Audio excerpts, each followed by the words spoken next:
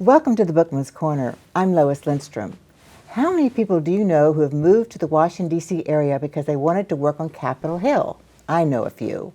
Our guest author today, Eric Green, is one who moved here from Indiana, and he took a job on Capitol Hill to change the world, and the world changed him. Nice to see you, Eric, and welcome back to our show. Good to be here. Eric is a former guest on the Bookman's Corner, and last June we discussed his book, Temporary Insanity, Costa Rica My Way. Today we'll be discussing his latest book, My Penciled-In Life. A Hoosier pens a new story in D.C. We're going to learn how hard it is to get a job on Capitol Hill and keep it, and we're going to learn how his efforts to secure good jobs in the federal government. Eric Green worked as a press aide to a U.S. senator and taught English as a second language. He's now a freelance writer in Arlington, Virginia. So nice to have you here, Eric. Loved your book. Thank you. And I think that you've got some great stories about how to get a job on Capitol Hill.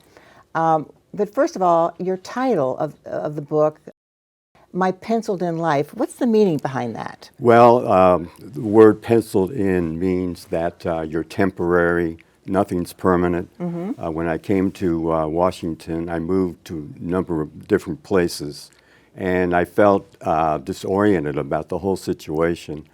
And it gave me the feeling like I'm a transient, that I really didn't belong here. You weren't putting down roots anywhere, right? I didn't have roots. Okay, that's a and you good didn't know word. anyone here? I didn't. Well, I knew my mother, and I wondered if she knew me sometimes, but that was another story. Yeah. But anyway, I finally decided that I was moving around, and I finally said, I got to find a permanent place to live. Mm-hmm.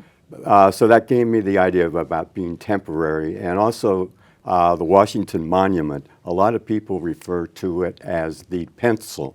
The pencil? The pencil, because it looks like a pencil. I see. And that thus is my picture on the cover of the book as a pencil. So I said, I incorporated all those ideas, and I said that would make a good title using the word pencil. Yeah, exactly. Yeah. Well, you know, so many books have been written about the Washington, D.C. area. What makes your book different from others? Well, the books I've read about Washington, D.C., the many books about Washington, D.C., they usually have the main character as surrounded by the political situation that is going on. The character, his problems are sort of in the periphery of what's going on, and the political situation is the main focus. In my book, it's just the reverse. I'm the situation, and the political situation is on the outside. Okay. So I combined the two. So that's a little bit of the difference. Yeah, that's for sure. Yeah. Well, you write in your book that you had a hard time fitting into the Washington, D.C. area. I mean, why was that? And what helped you get used to the place? Well, I was just feeling out of it because I came from Indiana, which is a whole different situation than Washington, D.C. I came from what they would refer to as white bread situation, very quiet, suburban life. Flyover country, right? Flyover country, yes. Indiana is very politically conservative. Mm-hmm. Came to Washington, D.C., it was much more diverse. People from all over the world come here. Mm-hmm. It's a big international city, really. Big international city, and I was sort of feeling like I have to get used to this place. So it took a while, but I started to go out and meet people by going to singles events, because I was single. Yes. So I went to many singles events, and I started to meet some people who were just like me in many ways, lost, looking for people to know. That's things right. like That's that. right. Well, what advice would you give to someone who's thinking about moving to the D.C. area and living and working here? Well, the first thing about Washington, D.C. is that the prices are high. Yeah. Housing is expensive. Mm-hmm. Food is expensive. That's the first thing you have to remember, the first and last thing to remember about Washington. It's expensive. Okay. The second thing to remember is that it gets very hot here in the summertime. But you have air conditioning. You do, and thank God for that, because long ago there wasn't air That's conditioning. right, that's right. So I always wondered, how did people live here when there was no air conditioning? Yes, yeah. But so it was, it's an adjustment. And the one thing I have to say about being here that struck me right away was the traffic lights. The traffic lights never changed, and it seemed like are they broken? You mean it was the red light seemed to go on forever, right? Yes, it never changed. In Indianapolis, where I lived, they would change every 15 seconds. I see. So when I came here, it was just so much more traffic. That's the true. That reason, is true. Yeah. Well, you write that you worked for a U.S. senator on Capitol Hill. Yes. How does one usually get a job up there? How does that work? Well, what I did, and probably the wrong thing to do, is I made my resumes. I had thousands of copies of my resumes that I made. Was it like a Xerox. one-pager or two-pager? Always one page. One page. That's one thing I always stress, is that it always should be one page or 2 pages, no more. Okay. After that, it just runs on, you know. Yeah. So it's always 1 or 2 pages. So anyway, I made all these resumes, and I started walking around Capitol Hill, and there's 535 offices to go to, and I decided I wanted to set a Guinness Book of Records to go to as many offices as I could. Did you go to all of them? Well, I didn't, because I finally got the idea that maybe I should stress going to the office of my home state senator, Yes. which is what I did. And that's what I would recommend anybody to do if you want to get a job on the Hill, is go to the place where you're from. If you're from Washington, D.C., go to the D.C. Eleanor Holmes Norton is Yes. her name. Okay. If you're from Indiana, go to your home state senator or Okay. congressman. Okay. Now, Yeah. now, did you care? Were you active in terms of politically? Did you belong to a political party? Had you campaigned for anybody before you moved to Actually, Washington? I was pretty much a novice. I really wasn't political till I came here. Oh. I was always interested in politics, and I always read the newspaper every day. But until I got here, I really wasn't caught up so much in being involved in politics. But then once you get here, you get more Very involved. active, that's Yeah, right. Well, yeah. now, how does one interpret that old adage about D.C. that in order to get along here, you have to go along? Okay. Well, first of all, I have to say in my book, I had it reversed accidentally. I said in order to go along, you have to get along. It's actually in order to get along, you have to go along. And I don't think there's really much difference between the two. But in order to get along, you have to sort of go along with what's going on in the office, even despite what you may think about what's happening.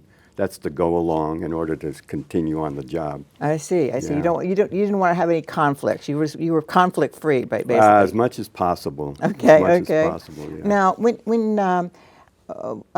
did you have any strong political beliefs when you moved to Washington D.C.? Well, I was always, my parents were very much progressive Democrats, I would Okay. call it. So my mother actually, interesting, voted for Henry Wallace in 1948, who was the progressive candidate. So they were always very interested in politics, and so I was, but I really wasn't part of a political organization. But then when I came here, I joined Senator Vance Hartke, a Democrat from Indiana. So then I started to get really involved in politics. I became a press aide. to Yes, the and I'm going senator. to ask you Yeah. about that a little later here. Now, Right. now, did you have any issues that you could spend 10 minutes discussing in an articulate manner? Did you have any big issues that you cared about? Well, when I came here, the Vietnam War was still going on. So Oh. that was, for me, a very big issue because I was worried about being drafted. Sure. So that was personal to me. And the you Vietnam War. you did not want to serve in Vietnam, I right? did not want to serve, no, not at all. But I was lucky because at the time there was a lottery system, and I came up with 265. Oh, thank good. goodness. Yes, So yes. I was Got relieved. relief from that effort, yeah. Yeah. Now, so what year was it when you were actually looking for a job on Capitol Hill, and how old were you, and what was your educational background at the time? Well, I had a master's degree in journalism. Well, that's good. Yeah, But- so and that where did you helped. get that from? Ohio University, okay. Athens, Ohio. Okay. And I had a BA degree in history, which I wondered what I was going to do with it. But the master's degree in journalism definitely helped me get a job on the Hill. So I applied for a job with the senator in 1974. I worked there until 1976. Okay. Until he lost his re-election. Oh dear. Yeah. Oh dear. So that put me out on the street again. Well, now, did you read any books about how to find a job on Capitol Hill before you started the quest for a job? Actually, no. I just asked people who I knew, who I met, how do you get a job on the Hill? And they said, you have to go in and just bring in your resume and go to the office go in the office and hand it to somebody and say, "I'd like a job here." Okay. And then see what happens. And occasionally, You know, get they'd lucky. answer. That's right. You got Yeah. lucky. Now, explain a typical day for looking for a job. Did you poke your head into the office and did you hand the receptionist a resume, or did you just look for someone else besides the receptionist? Well, the thing you're supposed to do is go in and ask for what they call the legislative aid. Okay. They call them the LA, Yeah. uh-huh. So sometimes they'd say, well, he's not available, and we'll get back to you. And sometimes, most of the time, they would never get back to you. Sure. But the idea was to speak to somebody a little bit higher up in the In the office, in right? the office. Yeah. And sometimes they would come out and say hello. Most of the time they wouldn't. Yeah, of course. They say, "Who are you?" Yeah, who are you? It's like, move on, move on. Yeah. And of course, you didn't care whether you worked for a Republican or a Democrat. Right? Actually, I did care. I wanted to work for a Democrat, but I was interviewed by a Republican who Okay. was very conservative, and he was a gun rights supporter, and I wasn't. So that was an interesting interview when he asked me, "What's your feeling about the Second Amendment?" And I'd say, "Well, it depends on the situation." That's right. So You probably I didn't get that job. I understand. Yeah. Well, now, when did you? I found it amusing that one of the legislative assistants who interviewed you for a job asked you, "What's your favorite color?" Yes. And what did you say? Well, I said, not to be a smart aleck, I said my favorite color is green. Because that's your last name. And they said, "Why would that be?" And I said, "Because my last name." They said, "Oh, how interesting," you know. So that was it. So was he the only one who asked you what your favorite color was? Or didn't someone else, two people ask you that? When I was interviewed for another job at the U.S. General Accounting Office, they also asked me what my favorite color was, and I said green, and they said, "Oh, that's very interesting." Yeah, very interesting. Yeah. Now, I found it funny to read that most of the senators who interviewed you were coughing and sneezing. Yeah. Was this during the winter? I mean, of course, this was before COVID, but what did you do? Did you shield your face? What did you Well, do? I'll tell you why that happened. Washington is known for being a place for allergies, and everybody seemed to have allergies to Okay. something, maybe to paper. I don't know. But they were sneezing, and I was like going like this and trying not to cough as well. But one senator who interviewed me kept coughing and coughing, and I said, "Oh my goodness, you know, what's going to happen?" But finally the bell rang, and he had to go for a vote. So thank God that was the end of that interview. Yeah. Yeah. And you didn't get a bad cold from that, right? As far as I know, I don't remember, but I don't think I did. Good, yeah. good. Well, now tell us about your group therapy program in which you belong to. That this group met in a basement of a rundown building in Silver Spring, Maryland. Right. Tell us about Victoria and Jimmy, the attendees at this meeting.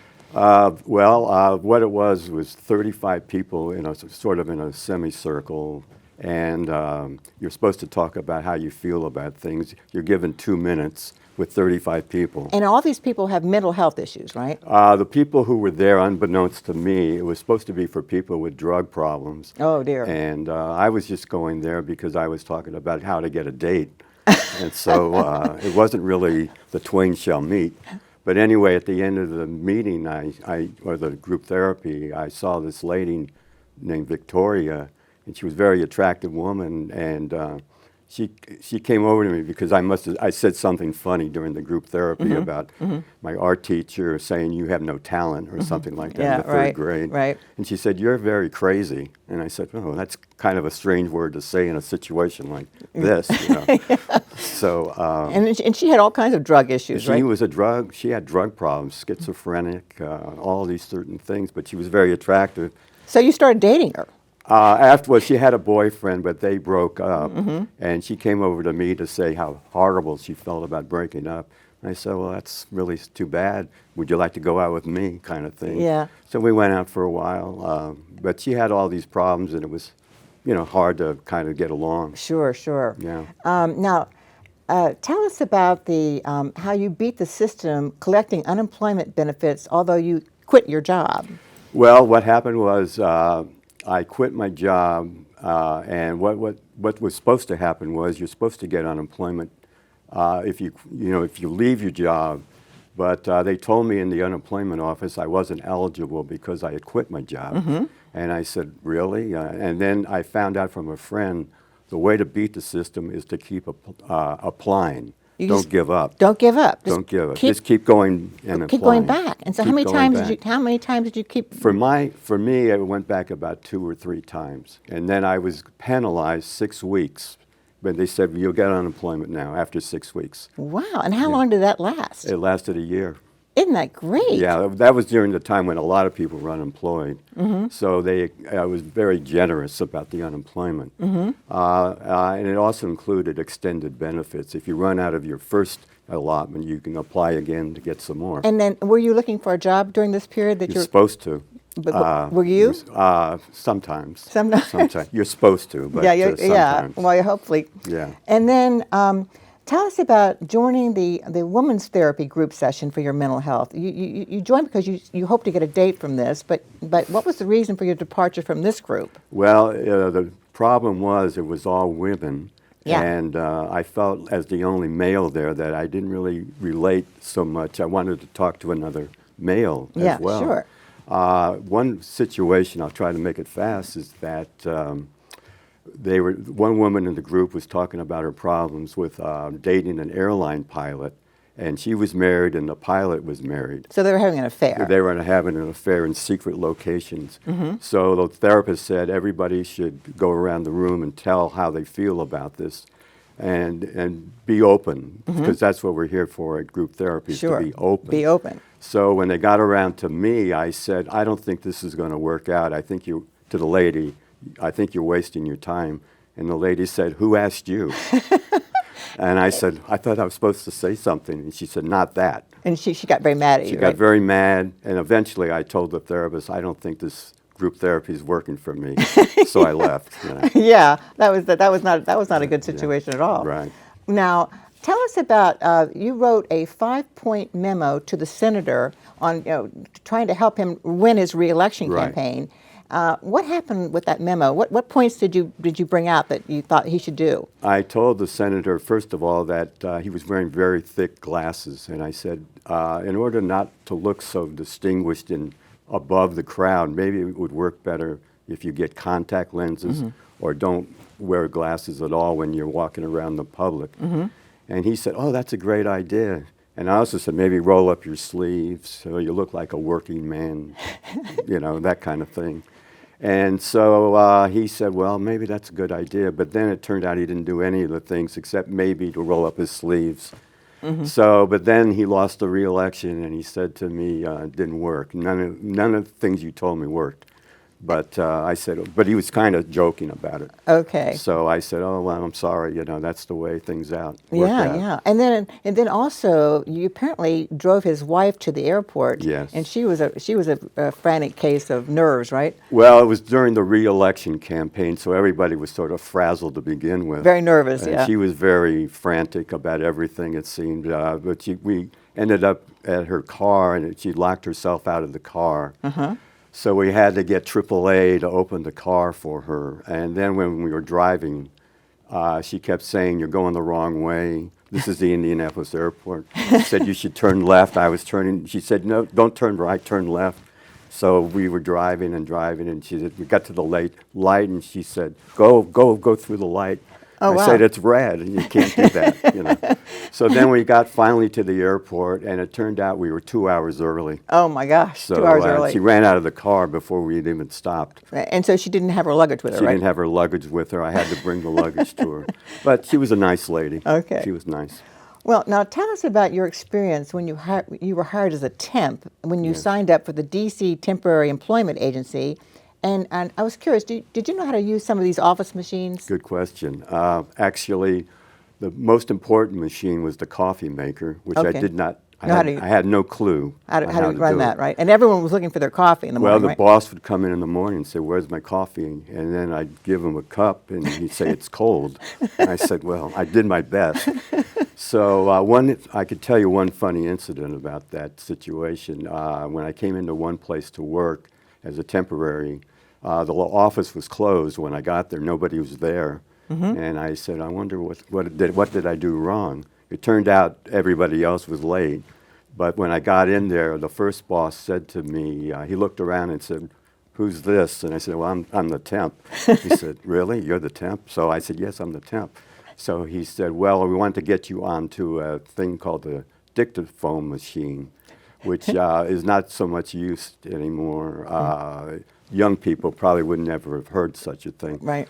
But it had a thing where you're supposed to press down on the lever at the bottom with your foot, and at the same time you're supposed to listen to dictation and you're type it supposed to out. Type it out. Yeah. But the problem was the lever didn't work. I couldn't get it to work, and the boss said to me, this is boss number one, said, well, what did you do wrong? I said, it's broken, I think. So he said, well, find something else to do. You're the temp. So then another boss came in, boss number two, and he says, he looked at me, he says, why don't you go read the newspaper and we'll find something for you to do. So I started reading the newspaper, and boss number one came around and said, what are you doing? I said, I'm reading the newspaper. Boss two told me to do. He said, well, we don't pay temps to sit around and read the newspaper. So I said, what do you want me to do? And then he said, why don't you just go home? You know, that's how it ended up. That's right. Yeah. Well, that's a funny one. Yeah. Well, what experiences did you have that made you realize that you should stop being a temporary worker? Well, first of all, I felt like I had no direction in my life, and I was running out of money because you don't get paid very well as a temporary. Yes. Plus, you're not treated very well as a temporary. No, you're not. No. So I said, I'd better get a job. So I got a job at the Library of Congress as a typist. Oh, good. So I did that for So you're a pretty good typist. I was a very good typist, thanks to my 6th grade teacher who told us to all learn how to type. Yeah, it's very important. It's Yeah. a very important skill. Now, you worked pro bono to meet more girls at a video fundraiser for public television. Oh, yeah. Now, tell us about your training and the calls you received from the public. Well, we were all trained to be very polite on the phone, but when we start, nobody was calling in. Okay. That was the first problem. So they told us to pretend that people were calling in. So we're supposed to move our mouth like we're talking to somebody. So you had to fake it, basically. Fake it. And fake how it. long, I mean, would be like half hour of faking it? Or? Well, no, it started after about 15 minutes, we started to get some calls, but some of the calls were not so polite. People started cursing you, saying, what are you interrupting my program for this? Yeah. And I say, well, I'm just working. A volunteer. Volunteer. You can't blame me.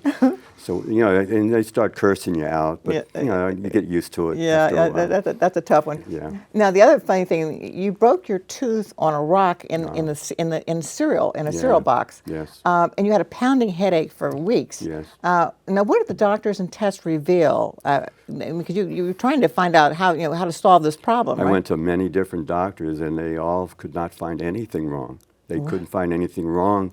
I finally went to a dentist in Baltimore who specialized in pain, and she said, well, you actually probably hurt what they call the trigeminal nerve in your face. Okay. And so she offered to help me, and she gave me a drug called amitriptyline, which really relieved the pain. Well, that's good. So I regard her as she should be in the medical Hall of Fame. She should be. Yeah. Now, did you sue that cereal company?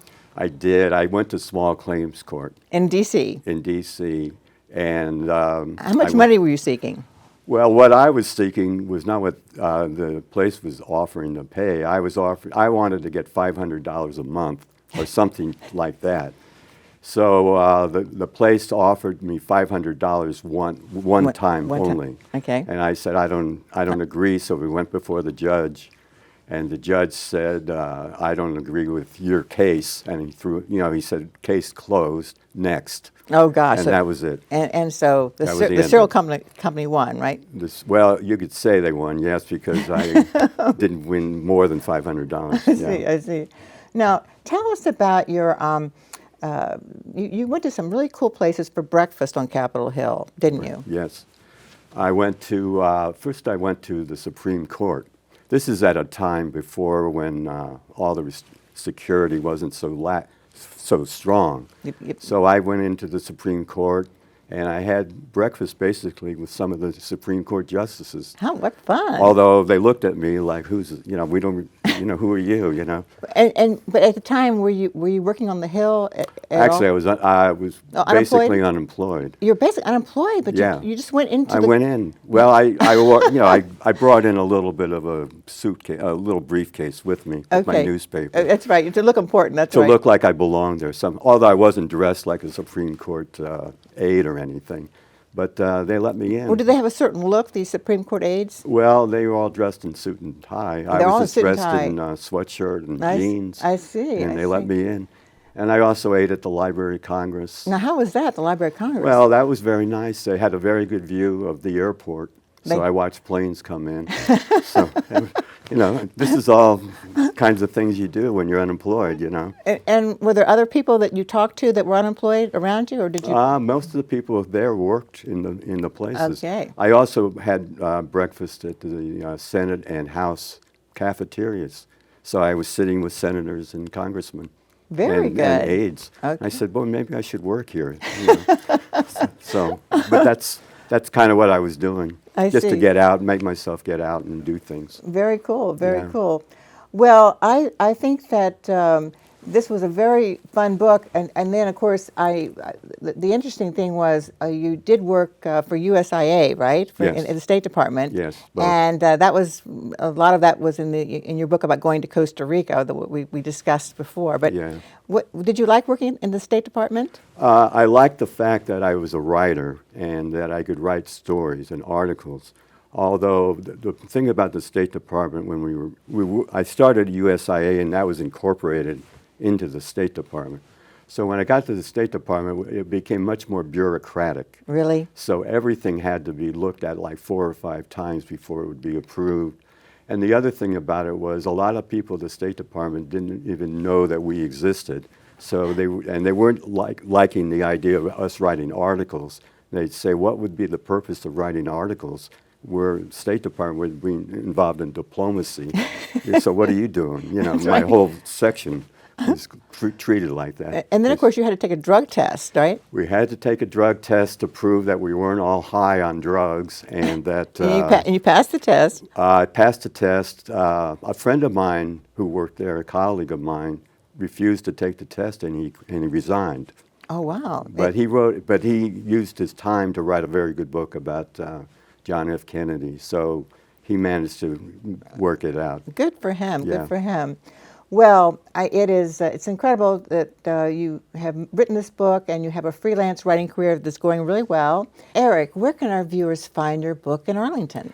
The book can be found at a bookstore called the DC Politics and Prose Bookstore, and Which is in Washington, D.C. In Washington, D.C. And if you want to go through me to get the book, my email address is grose6133@gmail.com. Okay, great. I hope people will do that. And thanks so much for watching. Please join us again next month for a new edition of the Bookman's Corner. I'm Lois Lindstrom.